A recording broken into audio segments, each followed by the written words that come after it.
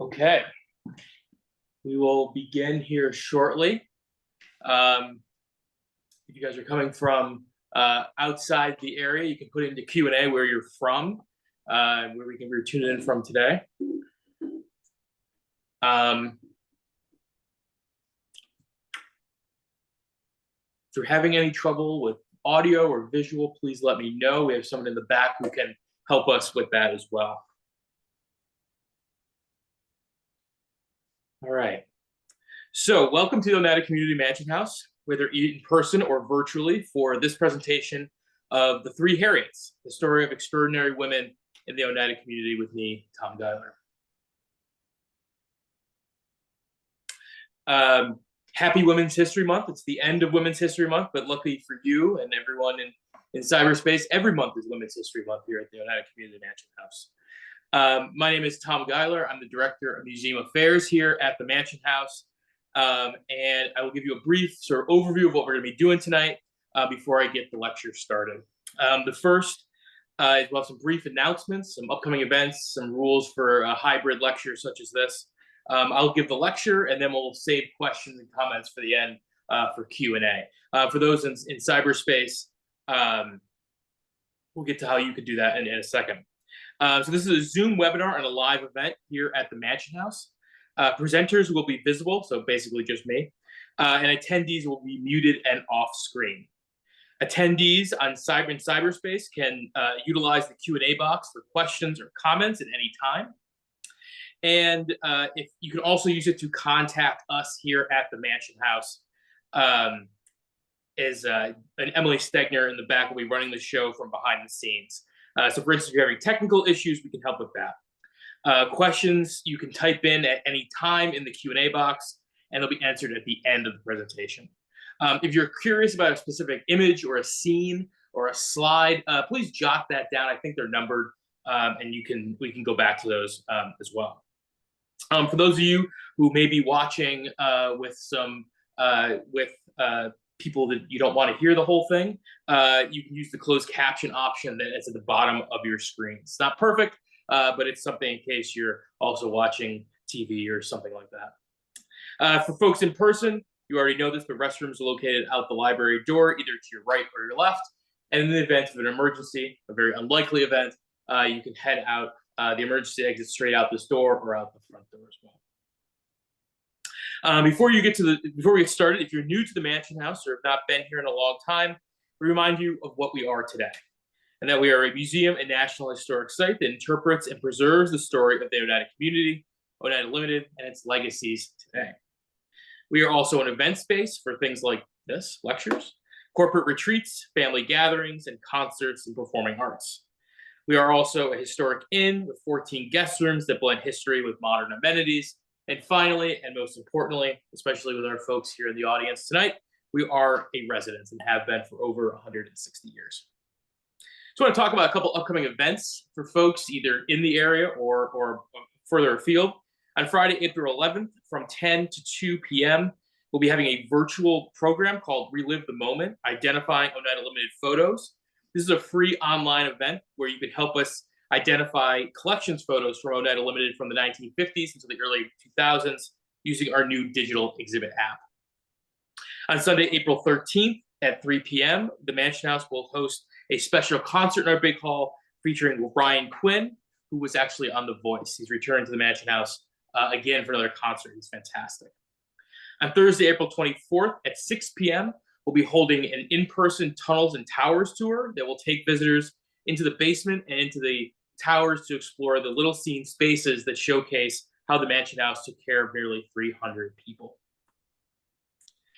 On Friday, April 25th, if you're interested in coming back again, from 1 to 3, we'll have a Mansion House Liberty Tabletop Factory tour. You'll get to tour our brand new exhibit, More Than a Silverware Company, before heading down to Liberty Tabletop, the only American-made flatware manufacturer in the world, to see how a spoon goes from a coil of stainless steel to a finished object. And then late breaking, it's not on our website yet, but it will be on June 19th, Martha Lyon, who's a landscape architect who completed our our cultural landscape report, will be giving a lecture and a walk on the OCMH gardens, grounds, and trails. If you're interested, please see our website for more information. All of our upcoming events have discounts for members, which is one of the perks of membership. So we encourage you to become a member and be the first to find out about these events. And as well as subscribe to our online newsletter, which you can do on our website. So it's kind of awkward to introduce myself, but I'll introduce myself briefly. My name is Tom Guiler. I'm the Director of Museum Affairs here at the Mansion House. I have a BA in History and Philosophy from the University of Scranton and a Ph.D. in History from Syracuse University. Before coming to the Mansion House, I was Assistant Professor of History and Public Humanities at the Winterthur Library, Museum Garden and Library in Delaware, as well as at the University of Delaware. And I am the past president of the Communal Studies Association. Thank goodness, that was my last term in October. Looking forward to being a regular citizen. And stay tuned for my forthcoming book, The Handcrafted Utopia, Arts and Crafts Communities in America's Progressive Era, which examines utopian communities Birdcliff, Roycroft, and Rose Valley in the American arts and crafts movement. That book should be out this spring, and we'll be having a book talk here at the Mansion House and virtually sometime this calendar year, so do stay tuned. Okay, so let's get on with our program. Each of the 300 people that lived in the Oneida Community between 1848 and 1881 had their own unique experiences living in a perfectionist commune. But the Mansion House's narrative and much of the scholarship often centers on founder John Humphrey Noyes and a handful of prominently male members. What about the lives and experiences of the hundreds of women that called the Mansion House home? What were their experiences? What were their lives like, their contributions to the community, and how do they perceive their place in this experiment? In many ways, the story of the Oneida Community is the story of women. This presentation is based on an exhibit here in collaboration with Colgate University, which highlights women who have been largely overlooked by traditional Oneida community scholarship. These individuals include 3 women named Harriet: Harriet Worden, Harriet Allen, and Harriet Matthews, that help us tell a more complete and complex history of the Mansion House and the people that called it home. Focusing on these women further complicates what we know about the OC and the ways in which their unique ideology and practices afforded women more opportunity and higher social standing than their counterparts in the so-called outside world. But first, a little background. The Upstate Institute at Colgate University operates a summer internship program that places students in organizations throughout upstate New York, such as museums, for a summer where they can help their partner sites on a research project. One year's fellow was Eli Watson, who's a senior history major. Our task for the summer was to mount an exhibit that told stories of community members who have gone relatively unnoticed in order to complicate the Oneida story and see it from a different perspective. After extensive research, we selected these 3 Harriets to focus on: Worden, Matthews, and Allen. These people met some key criteria. They were relatively unknown people in the community, at least to our eyes. They complicated our understanding of the community. They had at least 1 portrait, which is important, and had at least a critical mass of writings or archival presence, which can't be said for everyone. So we decided that it would be interesting if we could tell these stories in the historic rooms of the Mansion House through interpretive panels that would enhance them and activate these spaces in new ways. Finally, we wanted to provoke visitors to think further about the complexities of living at the Mansion House in the past. So we ended each panel with a probing question, which I will also ask here. The Oneida Community, however, began with a man, John Humphrey Noyes, who was born in Vermont in 1811 in the midst of a great religious revival, coming industrialization, a rave of social reform, divisive political strife, and the birth of utopian communities all over the young American nation. Noyes grew up to be a shy yet handsome man. He was educated at Dartmouth and at Yale, where Noyes was overcome with the religious awakenings of the 1830s and emerged in 1834 through intense reading of the Bible with the doctrine of perfectionism. Noyes didn't invent perfectionism, but rather it was a belief that Noyes was introduced to by followers of Charles Grandison Finney in the Second Great Awakening, in which he put his own spin and interpretation upon. In his worldview, simply put, perfectionism meant the second coming of Christ that happened long ago in 70 CE when the temple in Jerusalem was destroyed, which ushered in the kingdom of heaven on earth. In essence, people had already been saved from sin and were now considered perfect. In short, they could live without sin. The kingdom of earth was now converging with the kingdom of heaven.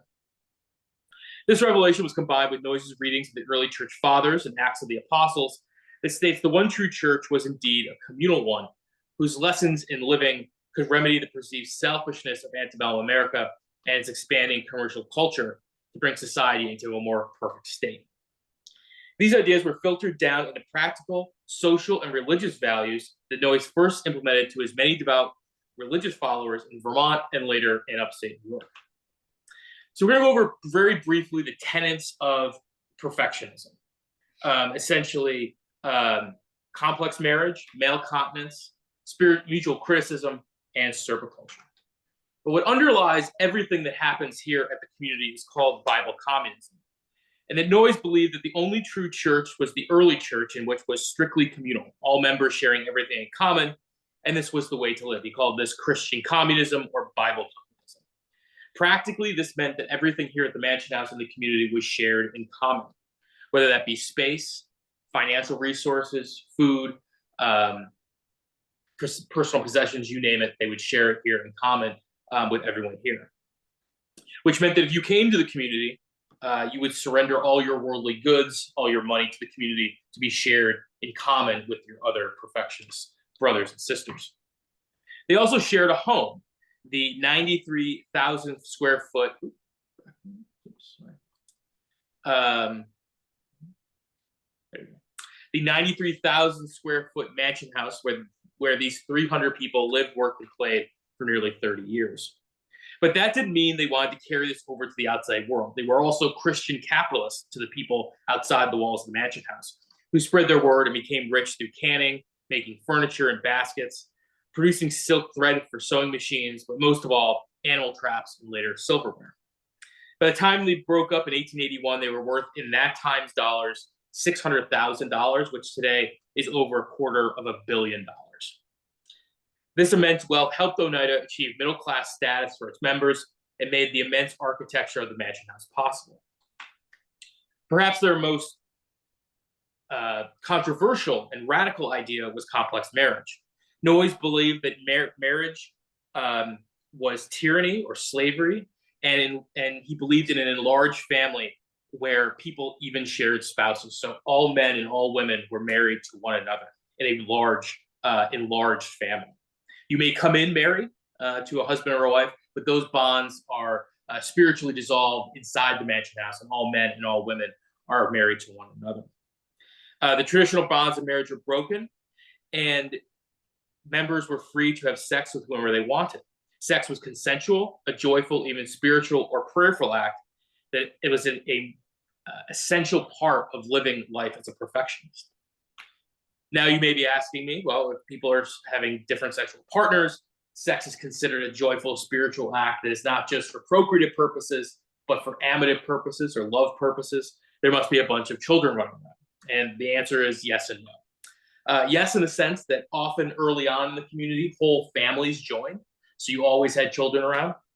But no, in the sense that Noyes was aware of the dangers of childbirth that plagued women in the 19th century, based on largely his wife's experiences, and he wanted to take the burden of undue children away from women. So he instituted the idea of male continence, which was that men did not climax. This allowed for a relatively low birth rate for the first 20 years of the community, where they had about 2 children a year, mainly so they could have a playmate. And we'll talk more about how male continence and how this plays out in a women's empowerment later on in the lecture. The community was largely governed by 2 things: mutual criticism and evening meeting. Though they were highly religious, they were skeptical of formal religion and worship. So they did not have services, but it was more of a lived religion. The closer they came to any sort of religious aspect or religion, church service, actually doubled as their governance structure, called evening meeting in their big hall every night at 7 p.m. Here, Noyes may gather the flock for a home talk or a preaching. They may read the Bible, but they also did more things that were business related. So they would debate topics such as, what are we going to build the new mansion house on? Or what business should we go into next? But also they do more fun things like games, musicals, concerts, that sort of thing. But though, if you were to ask anyone in the 19th century who lived here at the mansion house, what is the way the community was governed, they would say through mutual criticism. And this is a way of people who could call out one another in front of others in the community for their shortcomings, and sort of it's kind of proto-gestalt therapy, where people could be asked to criticize others for their shortcomings in order to improve. People wanted to improve. So this wasn't as adversarial as it may sound to us today, but rather as a way to improve themselves. Most often, people we criticize for being too selfish, or what they called too sticky with other people, other things, but especially people of the opposite sex. We know about these because they published a how-to guide, as well as examples of mutual criticism. So if you're interested in trying some mutual criticisms at your next family gathering, we have that at sale at our bookstore. It's a real riot. But this allowed for a safety valve for when tensions get high, living with 300 men, women, and children. This is a way to relieve stress in many ways. So I mentioned that they kept their birth rate deliberately low for the first 20 years. Something changes in about 1868. They start to get really involved and inspired by the work of Charles Darwin, evolutionary theory, genetics, and they really develop what's now known as the first eugenics program in American history. Though today we think about eugenics as a very scary, evil thing, we conjure up pseudo-racial science and Nazi Germany. Back during this period, they weren't thinking like that. They were thinking about their own mortality, their own longevity, and also trying to manufacture or engineer more perfect children. So in essence, what they would do is ask or appoint, really, men and women based on spiritual, physical, mental, and other characteristics to have children in order to make more perfect children. So they would even say things like, we'd like to make an engineer, or we'd like to make an artist or something like that. They try to pair people up to have those characteristics.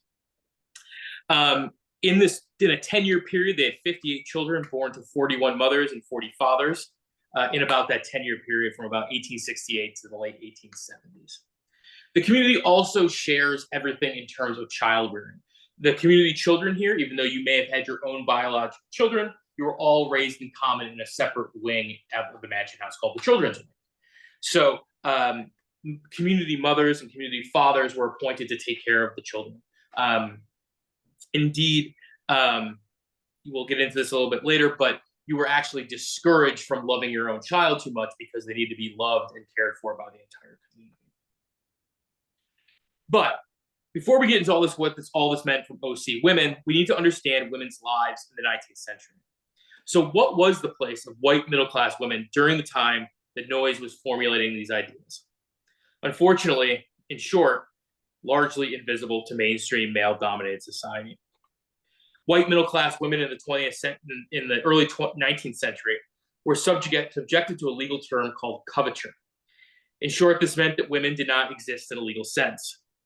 First, managed and controlled by their fathers and then their husbands, women were not permitted to own property, vote, and were barred from being the legal guardians of their children, among other things. Divorce, while legal in some places and cases, was rare.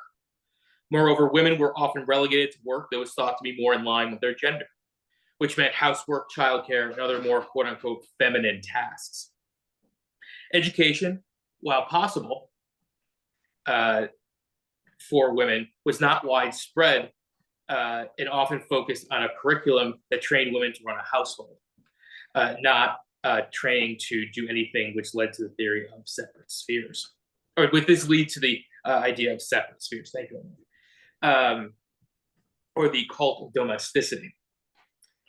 Indeed, the burden of childcare was immense for most white women of this era, and men largely decided the family planning agenda for the household. To put this in a practical sense, if you were a woman in the 19th century, you could be pregnant, which was one of the most dangerous things. Which is one of the most dangerous things you could do in the 19th century, from your early teens into your early 40s. If you were not pregnant, you would be nursing. If you weren't not nursing, you were taking care of your children and doing housework, which is often not counted as real work during this period. So this is to say nothing about enslaved women, Native American women, and other marginalized women who face their own unimaginable challenges, hardships, and cruelty on top of these adversities which pale in comparison. Noyes was keenly aware of and sympathetic to the plight of women, and the tenets of Oneida's perfectionism afforded women privileged status inside the Oneida community. Make no mistake, they were never truly equal, but they were comparable and were afforded far more opportunities and power than their counterparts in the outside world. Noyes saw that the root of women's predicament was marriage and sexuality itself. Sorry, are you proceeding the slides? I'm not right now. Okay, then we're good. Yep.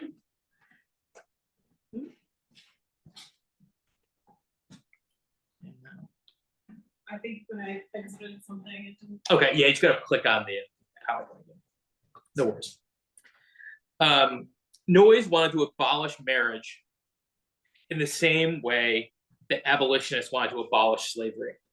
Noyes wrote, quote, "The catalog of women's abuses under the tyranny of matrimony compare very well with the cruel lot of the slaves." Noyes believed that both slavery and marriage were constructs that took away the humanity of people. In his view, marriage, as it stood, was slavery. Though this comparison may be jarring to us today, it was then too. It was a radical stance, and Noyes did this deliberately to show the plight of women in America. Therefore, the system that Noyes designed, implemented, and practiced at Oneida was in large part for the purpose of elevating the status of women. And it was mostly successful for nearly 30 years in giving women more rights and opportunities than their counterparts in the outside world would have had. Much of this is due to two things: the mechanics of complex marriage and their system of communal child-rearing. In many ways, complex marriage put the power in the hands of women in the sense that they had control over their own bodily autonomy. If a man wanted to initiate an interview, which was their euphemism for sex, with another community member, a woman, he needed to go through a third party, which was usually an older, powerful female member of the community, to ask that other woman for permission. If the woman refused, then the answer was final. If she agreed, then the interview was consummated. So what does this mean? In essence, it means that women in the Oneida community had ultimate control over their bodies due to the practice of male continence. They also now had power, for largely the first time, over when they would get pregnant and who they would have children with. In this way, women in the Oneida community had far more choice, autonomy, and human rights than other American women of the era. However, when women did have children, they were cared for by all members of the community as one big family. What's that mean? Well, it means that women did not have to solely take care of children all the time and could pursue other tasks, many of which were traditionally the domain of men. As the community explained in 1867, quote, "The sexes freely mingle in many departments of industry, and women enjoy many privileges denied them in ordinary society. They are at least relieved from the household drudgery and from the curse of excessive and undesired propagation, and allowed a fair chance with their brothers in education and labor. Indeed, men and women often work together in the same industries, women in spheres that were traditionally reserved for men, and vice versa. In 1873, women were seen working in the following positions: superintendent of the silk works, the machine shop, editor of the newspaper, teachers, printing, accounting, shipping, paper box manufacturing, silk scanning, bookkeeping, and even in their trap works pictured here. One woman reported that they found great joy and satisfaction in working in the factory. Quote, "Sometimes we put together links to be fitted, and then again some of us rivet jaws, try swivels, and arrange the chains for trussing. The noise of the machinery, the flickering of dozens of little kerosene lights, the talking, laughing, and occasional singing of the people make a lively, attractive scene. We women like the work very much, and it does not take long to collect the company to go to the shop." In addition, women and men both sat on many committees that helped the community run, even the central committee where major decisions were made about the direction of the community. Swapping gender roles when it came to work was a two-way street. Men who were in the outside world were expected to be breadwinners outside of the home in business or industry. Men in the community were often seen in domestic settings, housekeeping, laundry, kitchen, and other household duties. But most radical of them all, men were also on child-rearing duty. One of the more prominent of these community fathers was this gentleman here, William Papa Kelly, who was in charge of the children's department, and is pictured here running with an infant to heat up a bottle over an oil lamp in the middle of the night. As you can see here, it's not sure Papa Kelly was handling many infants because he's got this weird football thing going on here. But it does show you that who's getting up for the bottle in the middle of the night? It is the men. Something, as a father, I now understand. Women's opportunities in the community also extended to education. Education was a central value of the community and was essential that men and women be afforded equally with a high level, what we would call today a liberal education. The community reported in 1866, quote, "It is determined to make the education of women a prominent object. Girls should have all the advantages of boys. They should be encouraged to study everything that boys do. They shall be admitted to all the sciences and the whole course of education useful to men." This image of the Oneida Community Mansion House Library illustrates the importance of education at the Mansion House for both sexes. This is one of the most well-stocked libraries in the region, if not the country at the time, including 3,500 volumes, and they subscribe to 115 periodicals of all sorts, from science to politics to religion and more. But more importantly for our purposes today, it's one of the only spaces in America at this time where men and women can learn together at the same table in the same room with the same subjects. However, the most visible form of women's rights at the OC was through the ways in which they dressed. And if you were here 2 weeks ago for Ashley Hopkins Benton's lecture, you'll remember her great work on the reform dress. Noyes was keenly cognizant of the ways in which sartorial gender norms restricted women's rights and opportunities. Women's dress during this period was extremely uncomfortable and even hazardous. Dresses could weigh up to 20 pounds and consisted of many layers of fabric, with a corset that restricted women's ability to breathe and sometimes even permanently deformed their shape of their bodies. This is to say nothing of the electric green you see on the woman's scarf or on the petticoat of one of the other women, which would have often been times made of arsenic to achieve that color, which would leach into your skin and also get you quite ill, if not deadly. This outfit would have taken hours to put on and would have likely needed the help of an assistant. Likewise, women's hairstyles in the mid-19th century dictated that women grow their hair long and truss it into elaborate curls and braids that would have taken hours to assemble in their own right. The dresses and hairstyles would have been hot, uncomfortable, physically restrictive, and even painful. Noyes noted, quote, "Women's dress is a standing lie. It proclaims that she is not a two-legged animal, but something like a churn standing on casters." For the women of the OC, such a worldly get-up would not do. For these women, the standard dress style of the day was not only impractical, but hampered their ability to achieve relative equality with men in work, education, and power. Therefore, community members Harriet Skinner, Harriet Noyes, and Mary Cragen invented this short dress. And you will see in community accounts, especially in their newspapers, Noyes will take full credit for designing this outfit. There's no way that's true. It was definitely the women who were designing this. Noyes may have said those words, but at the end of the day, it was these three women who were designing this dress, because at the end of the day, they're the ones that wear it. This dress consisted of a short skirt with pantalettes or pants made of calico or flannel. As the community described their dress to a curious outsider, lots of people, as they wore this, people would write letters and be like, "How did you do that? What's going on with that? How do you make it?" And they decided to answer. And they said, quote, "The skirt is cut just long enough to fall 2 inches below the knee and is faced or hemmed according to the material. As to the fullness, 5 breadths of calicos are criterion in different materials, whether narrower or wider. As to the waist, the fan-shaped Garibaldi, yoked in plain modes, are most in vogue among us. The sleeves, mostly made after the mutton leg pattern. The pants, or as we call them, the pantalettes, are always the same material as the dress. In some ways, they were similar to the bloomers of the suffragists or the traditional dress of Oneida Nation women.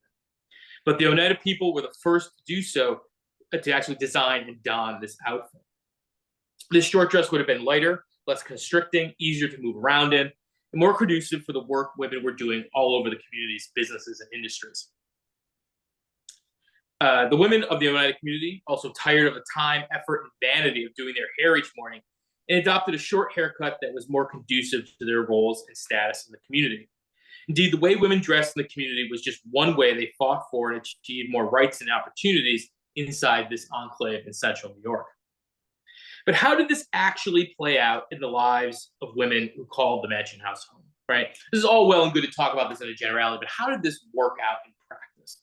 What were their lived experiences with complex marriage, communal child rearing, working in positions of power, and enduring mutual criticism? During the rest of this talk, we'll meet 3 extraordinary Oneida community women who called the Mansion House home, and how their lives were radically different from their counterparts in the outside world. We'll start with Harriet Allen, who was a prominent businesswoman in the community and essential to the community's great economic success. She was just 14 years old when she joined the Oneida Community with her father, Henry Allen Sr., her mother, Emily Allen, and her three siblings, George, Jared, and Henry, on April 2nd, 1851. In the mid-1860s, the community diversified its industries to include the manufacture of silk thread that could be used in the now widely available sewing machine. Allen was part of a group of community members that went to Willimantic, Connecticut in 1860 to learn the silk business at C.L. Bottom's silk factory. Though the man who accompanied her often gets most of the credit, Allen was essential in establishing and running the business. She was skilled in fixing machines, keeping the books as the main accountant, and eventually became the superintendent of the entire facility. She was a talented manager who was seemingly beloved by all of her 300 female employees, many of whom were from the outside world. They even awarded her a letter opener in appreciation of her work of service. Additionally, Allen was especially adept at buying raw silk from Asia at good prices in order to maximize profit for the community. A risky business as prices could fluctuate widely. We don't think she spoke Japanese or Mandarin, but she was working with largely male middlemen in places like New York City to broker trans-Pacific silk deals. Her skill with numbers also made her an ideal candidate to teach mathematics, especially algebra and higher-end math, to the community children. In 1881, the community amicably dissolved to become a joint stock corporation, Oneida Limited, which would become the largest silverware manufacturer in the world. During this period, Allen continued on in the business to successfully guide Oneida Limited. In 1895, she was appointed to the company's board of directors, one of the first women to hold such a position in the United States, and she eventually served as chairperson. Allen's expertise and keen business sense were crucial to the company's success, and she remained on the board for nearly 20 years. Allen was also a generous philanthropist and administered what was known as the Jocelyn Fund, of her daughter Mabel Jocelyn, who passed away suddenly at an early age. In this capacity, she funded educational loans as well as the local church and library. Harriet Allen also owned her own automobile, which was a Pierce Arrow, which would have been a very high-end automobile at the time. We don't know if she drove it or not. I probably did, but she also had a chauffeur. So we do know that she was very much a high-ranking person in this area. But Allen's life prompts the question, what do you think it was like for Harriet Allen to navigate the largely male-dominated business world during her lifetime, right? Especially after that breakup period where now they're in the outside world, right? And very much a male-dominated industry. Next, we'll move on to Harriet Worden. Harriet Worden's story demonstrates the importance of education to the community women, but also the promises and pitfalls of the OC's communal child-rearing system. Worden, along with her father and two sisters, joined the OC on June 2nd, 1848, when she was just 8 years old. She was raised communally and received a top-rate education. Worden herself became a mother of 3 children, 2 of which were part of the community's planned birthing or stirpiculture program. The first, Ormond Burt, on the left, who was the son of Abram Burt, who was born in 1863. Pierpont B. Noyes, who was the son of John Humphrey Noyes, who was born on August 18, 1870, and becomes largely the leader of the community post-breakup. And finally, Stella Vale Worden, who was the daughter of James S. Vale, who was born in 1878. Since she was not solely regulated to caring for children, she was able to continually educate herself, taking classes in French, Greek, Latin, math, and more. She was also a talented musician, playing a number of instruments and singing in the community's various productions. She was often sought after by guests to sing a tune in the big hall. She also had many jobs in the community, some of which challenged traditional 19th century gender norms, such as working in the trap shop right alongside men, or as a writer and editor for the community's periodical, The Circular, or the Oneida Circular. She even wrote a memoir and history of the community's earliest days in the 1840s and 50s that's still in print today. Though there were significant advantages to communal parenting, women still faced considerable hardships. Worden struggled with community values that didn't allow for special attachment to one's own children. Mothers and their biological children, and fathers for that matter, could spend intentional time together only when designated, which was usually about once a week. Worden was especially devoted to the community, but like other members, was criticized for special love or exclusive attachments to her own children. deemed what they deemed called a word they called philoprogenitiveness, something that was considered idolatry or selfishness, and that was actually punished with further separation and mutual criticism. This obviously created much tension, hardship, and strife within the community for both parents and children, but especially Harriet Worden. Though she lived a dynamic life in the community, her life following the breakup was anything but. The three fathers of her children all married other women at the time of the community's dissolution, and Worden was left a single mother of three. A very perilous position in the late 1900s. Faced with few options in the outside world and burdened with the stigma of her children's paternity, Worden moved into modest accommodations outside the mansion house as she struggled to make ends meet, often selling books door to door until her death in 1891. Worden's story illustrates how unique and privileged women's lives were within the walls of the mansion house and within the confines of the community while it existed. Her story prompts the question, how do you think Harriet Worden felt about the community's practice of raising children in common? Pitfalls, opportunities. Harriet Matthews' story illustrates how the mansion house was an oasis for women's empowerment and fulfillment in the community. But that did not mean it was easy. Disappointed with other churches over time, Harriet Matthews was looking for the one true faith and found it here at the Oneida Community. She joined alone on March 13, 1849, against her father's wishes, who did not want her to come to the community. However, she found a family in Oneida and was faithful to the community and its religion. She believed strongly in the value of complex marriage, mutual criticism, and other community practices, and wrote about it in her diary, that she could feel Christ's powerful presence in all of these things. In the community, she loved living and learning with her new supportive family, and working collectively in the garden was an especially joyful and fulfilling experience for her. Matthew also loved children and was a teacher for some time, but wrote in her diary that she found the job to be, quote, a bit of a stretch of her faith, patience, and good nature. Even so, she viewed the trials of faith as valuable to her personal growth and her relationship with Christ and others. Despite Matthew's powerful faith and many positive experiences in the community, her life here was not without its challenges. She was committed to complex marriage, but still frequently struggled with sticky, romantic attachments to one person over others, a major sin in the community. She desired to be rid of what she characterized as selfishness and temptation, and volunteered herself for criticism to address these shortcomings more than once. However, mutual criticism was difficult for her, and on several occasions in her diary, Matthews documented struggling to let go of egotism to be more open to improvement. Matthews formed a particularly passionate, sticky attachment to Charles Olds, who you can see in the photograph behind Matthews. Olds was a salesperson in the community who she frequently wrote about in her diary, describing repeated temptations, desires, and enjoying his company, quote unquote, exceedingly. Matthews would go on to marry Charles Olds at the breakup of the community, and her letters to him, as well as other personal accounts, tell us that she loved him deeply. Although she faced many difficulties, Matthews still affirmed that the community changed her life for the better. In 1870, she wrote a testimony in which she describes finding, quote, love, peace, confidence, self-improvement, and self-control in the community. She loved her family profoundly, even if it wasn't perfect. But we must wonder how Harriet Matthews must have experienced balancing faith in the community with special attachments to others that are really just a very human thing.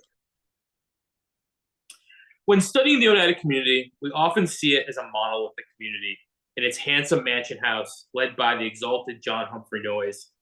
However, you look closer at the community and dive into the many lives of the women in it, the community becomes more nuanced, ideals and reality messier, and a more diverse and interesting community emerges of empowered and extraordinary women who each had their own experiences and impressions of being perfectionists. But these are just three amazing women and complex women named Harriet. How about the other 100 women who called the mansion house home? What can we discover further about the lives of women in this community?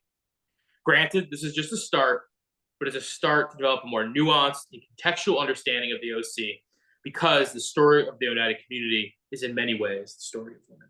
Thank you.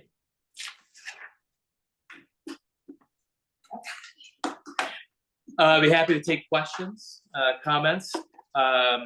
I will repeat the question for folks here that are online. If people have questions in person, I'll repeat them. Otherwise, Emily's going to be asking your questions in the chat below. So, Emily, is there anything to?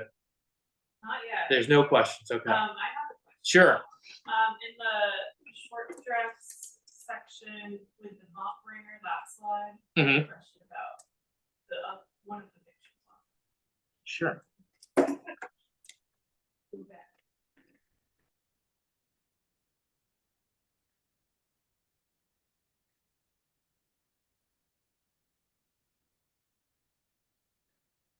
So is the picture on the right an OC picture, or isn't that their mop bringer? Yeah, so it's actually, yeah, so both of these pictures feature, I think these are interesting images. I'm glad you brought this up. So Emily just was talking about, did you have more to, or? Oh no, I guess I'm curious about the dress of the one on the right versus the one on the left. Yeah, so it's a little tough to see. But this one, the one on the right does have pants. It's just, this one's a longer skirt for some reason. But the one on the left is definitely more of a traditional, and that's a pretty short skirt, I think. Even though they prescribed how long or short they should be, they didn't always go by that. What I think is interesting about these photos, these were photos that were taken by the community, largely for promotional purposes. The one on the left especially would have been in a stereograph format, and they would have sold these. But what I think is interesting, for as much women's empowerment as they're talking about, if you look back at the records a little more granularly, you still find women doing a lot of work that was household work. So it's still sort of an open question, what was the norm? What was the sort of outside norm? But you do have women still doing a lot of housework and men still doing a lot of men's things. But there was crossover. I think that's important. However, I don't think the secondary focus of both of these images is the mop bringer, which was one of the community's more famous inventions, which was invented by a man, but it's a mop bringer that really saves a lot of time and it saves a lot of drudgery for doing housework. If you think about the mansion house being 93,000 square feet, which is the equivalent of 62 average American homes, that's a lot of floor to mop. So if you have a contraption like this mop bringer, one of which it is on wheels, you can move it around a little bit more. It does make household work a bit easier. So I think these images also sort of go against what I was saying about it, but also sort of complicate what's going on here in the images. Anything else?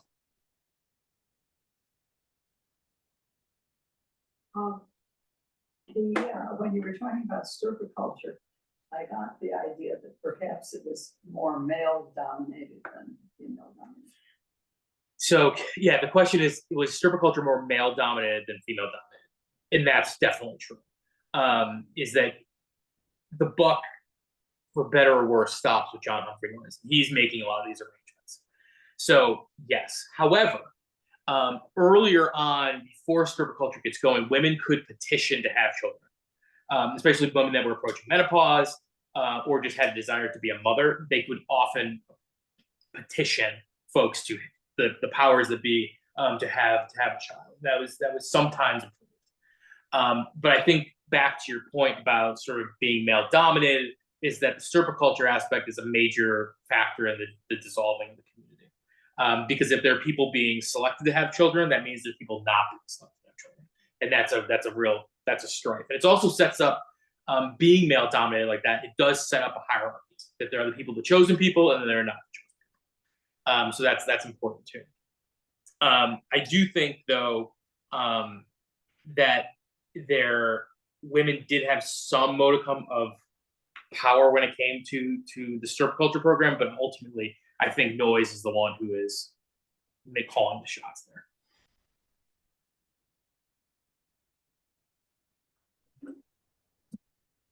I can prompt you a question. Prompt me a question, sure. Do you want to talk a little bit about the Bath Girls? I don't know if you feel prepared to talk about that. I guess I'm just thinking of the one in particular that kind of decided to stay out of complex marriage and like, yeah. Sure. So there was a group of women from Bath, New York, which is in the southern tier, who arrived all together, a handful of them, with an older woman who became interested in the perfectionism. They arrived in Oneida, all these single women. And there's one woman in particular whose name is going to escape me. Everyone's going to look it up, but there's one woman in particular, just slipped my mind, who, from what we understand, this is sort of where we have to figure out the record and the silences of the record, who never actually participated in complex marriage. She lived in the attic, in a sleeping room in the attic, by choice, we think, but that's not totally true, not totally clear either, but lived here for close to 30 years and never participated in complex marriage. That said, too, there were men who did the same thing. But this particular woman in particular, we don't know why she did that. She ends up, it's a little bit of a complicated story toward the end because she leaves a number of times. Not because she's unhappy here, but she needs to go take care of her parents. And so they say, oh, by all means, go take care of your parents. Here's some money. Come back when you want to. And she comes back and then she leaves again. So she's just a little bit of a flip-flopping. But one of the times that she leaves, the community dissolves while she's away. Frances Hillerman is her name. And so what happens is, and they called her Aunt Frank. And what happens is years after the breakup, sort of Hillerman realizes that, oh, the community's broken up, and like they did all this thing to divide the wealth up, and she didn't get paid because she wasn't here. And there's this big fight that we need to do more research in, but the whole thing that goes with a lot of the higher male company executives in Oneida Limited who say, oh, no, she is due that money. And they end up paying her out years later because it was essentially an error. But there was a fierce battle of like, well, does she need it? Is she worthy of it? And people were like, no. She was here for 30 years. She's family. She needs to be paid. But it was just interesting. It's sort of one of those things where, like a Rip Van Winkle situation, you leave for a year or two, and you come back and everything's gone. So, all right, if there's no more questions, I think we'll let people go back to their dinner, or go to dinner for that matter of fact. But thank you all so much for coming. As I said, our next event here at the Mansion House will be on April 11th. It'll be a virtual sort of tutorial on how to ID photos in our brand new exhibit app. Perfect for those nights at home when you've got nothing to do and you want to just look at old photos and see if you recognize your friends. And then I'll also just take a time to come to the Mansion House in person. April 13th, 3 p.m., Ryan Quinn up in the big hall, not to be missed. He was excellent last time, and we know he'll bring it again. So thank you all for tuning in, and be well.